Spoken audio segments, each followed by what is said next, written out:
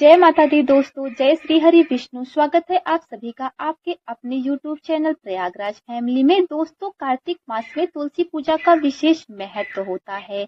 खासकर देव उठनी एकादशी के दिन तुलसी पूजा करने से श्री हरि विष्णु के साथ साथ माता लक्ष्मी का भी विशेष आशीर्वाद हमें प्राप्त होता है।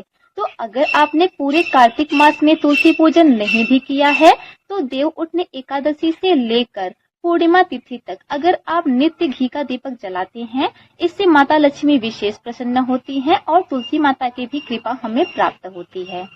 जिस स्थान पर शालिग्राम जी और तुलसी जी होते हैं, वहां भगवान श्री हरि साक्षात विराजते हैं और वहीं संपूर्ण तीर्थों को साथ लेकर देवी लक्ष्मी जी भी निवास करती हैं। पद्म पुराण के अनुसार जहां शालिग्राम शिला रूपी भगवान केशव विराजमान होते हैं, वहां संपूर्ण देवता और 14 भुवन मौजूद होते हैं, जो शालिग्राम भगवान का स्नान किया हुआ जल से स्नान करते हैं। उन्हें संपूर्ण तीर्थों में स्नान के बराबर फल प्राप्त होता है। जब आषाढ़ मास की एकादशी, जिसे देवशयनी एकादशी कहा जाता है, इस दिन भगवान विष्णु योग निद्रा में चले जाते हैं, तब सृष्टि के पालन का सारा दायित्व तो महादेव जी के हाथों में चला जाता है। जब श्री हरि विष्णु अपने योग निद्रा से जागृत होते हैं, उसे ही देव उठनी एकादशी कहा जाता है।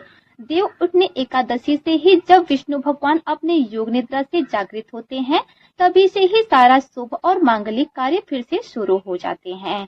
और देव उठनी एकादशी के दिन ही तुलसी जी और शालिग्राम के विवाह की परंपरा निभाई जाती है कि एक बार भगवान श्री कृष्ण की पत्नी सत्यभामा जी को अपने रूप सौंदर्य पे अभिमान हो गया था। उन्हें यह अभिमान हो गया था कि उनके रूप सौंदर्य के कारण ही श्री कृष्ण उनको सभी पत्नियों में सबसे अधिक प्रेम करते हैं। नारद जी कहीं जा रहे थे, तब सत्यभामा जी उनसे टकरा गई। तब सत्यभामा जी ने नारद जी से कहा, देवर्षि आप हमें ऐसा आशीर्वाद दे कि अगले जन्म में भी श्री कृष्ण ही हमें पति रूप में प्राप्त हो। तब नारद जी ने उनसे कहा कि नियम के अनुसार जो मनुष्य जिस व्यक्ति का अपने सबसे प्रिय चीज का इस जन्म में दान करता है, उसे वह अगले जन्म में अवश्य ही प्राप्त होता है। इसीलिए आप भी श्री कृष्ण भगवान को दान रूप में मुझे दे दो। ऐसा करने से अगले जन्म में भगवान श्री कृष्ण आपको पति रूप में अवश्य ही प्राप्त होंगे। तब सत्यभामा ने ऐसा ही किया। उन्होंने श्री कृष्ण को नारद जी को दान रूप में दे दिया। जब नारद जी श्री कृष्ण भगवान को अपने साथ में लेकर जाने लगे, तब उनकी और पत्नियों ने नारद जी को रोका। नारद जी ने कहा, यदि तुम श्री कृष्ण के बराबर सोना चांदी और जवाहरात मुझे दे दो तो मैं श्री कृष्ण को लौटा दूंगा।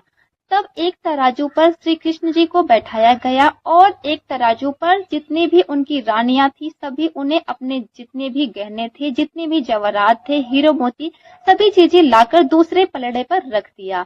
लेकिन इतना सब कुछ रखने के बाद भी तराजू टस से मस ना हुआ, वो जमीन पर ही पड़ा रह गया। सत्यभामा ने कहा, अगर मैंने इन्हें दान दिया है तो मैं इन्हें उबार भी लूंगी। ऐसा कहकर उन्होंने अपने सारे आभूषण उतारकर दूसरे पलड़े पर रख दिया। लेकिन सारे आभूषण रखने के बाद भी पलड़ा जरा सा भी नहीं उठा।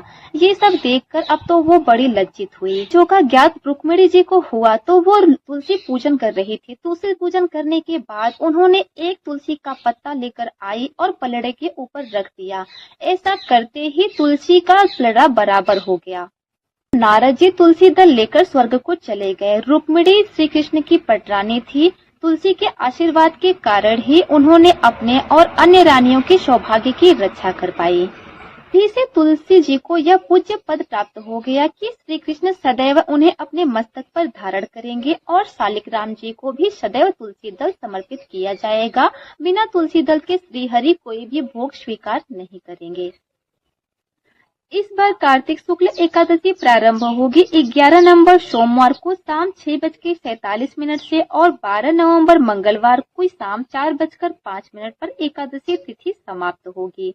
इसलिए उदया तिथि के अनुसार 12 नवंबर मंगलवार के दिन ही देव उठनी एकादशी का व्रत रखा जाएगा और तुलसी जी का विवाह भी इसी दिन कराया जाएगा और एकादशी का व्रत खोला जाएगा 13 अक्टूबर बुधवार को सुबह 6:47 से 8:51 के बीच में। वैसे तो आप एकादशी के दिन किसी भी समय तुलसी जी का और शालिग जी का विवाह करा सकते हैं। शाम को गोधूली बेला और सूर्यास्त के आसपास का जो समय होता है वो विवाह करने के लिए सर्वोत्तम मुहूर्त माना जाता है, जो कि शाम 5:29 से 7:53 तक रहेगा।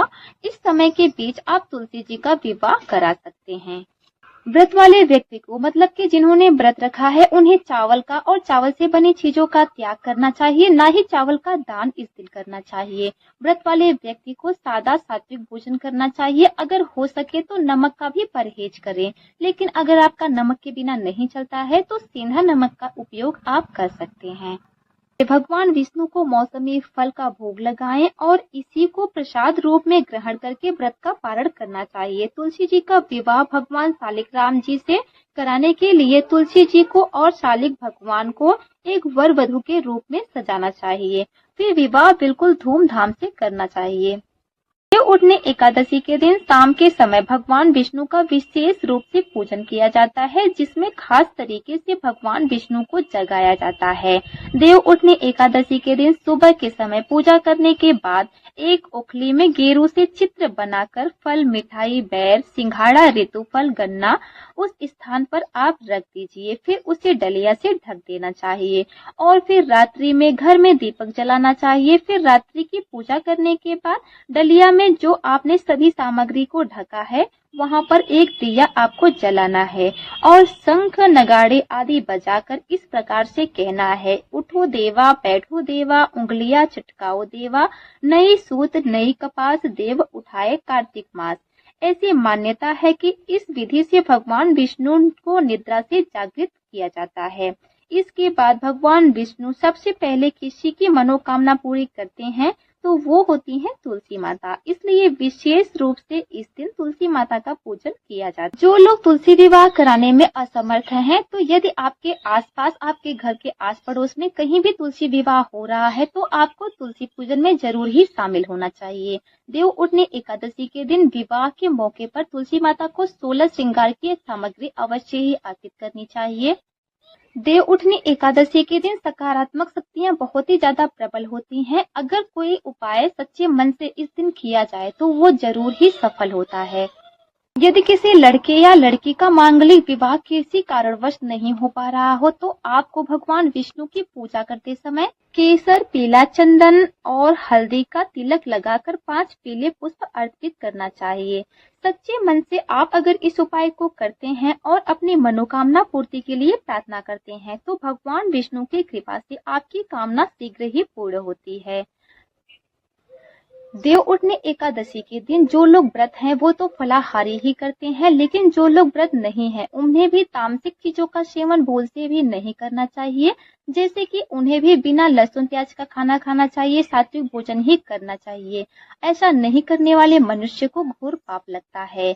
और देव उठने एकादशी के दिन अपनी श्रद्धा के अनुसार, आपकी जो सामर्थ्य है उसके अनुसार गरीबों को दान अवश्य ही करना चाहिए। मौसमी कपड़े हो गए, मौसमी फल हो गए, मौसमी सब्जियां हो गई, आप जो भी चीजें दान करने में सक्षम हैं उसका दान इस दिन अवश्य ही करना चाहिए। तो दोस्तों, ये है देव उठने एकादशी से जुड़ी संपूर्ण जानकारी। अगर आपको वीडियो पसंद आती है तो वीडियो को लाइक करें, शेयर करें। अगर चैनल पे पहली बार आए हैं तो चैनल को सब्सक्राइब अवश्य ही करिएगा। मिलते हैं अगली वीडियो में। धन्यवाद। जय श्री हरि विष्णु।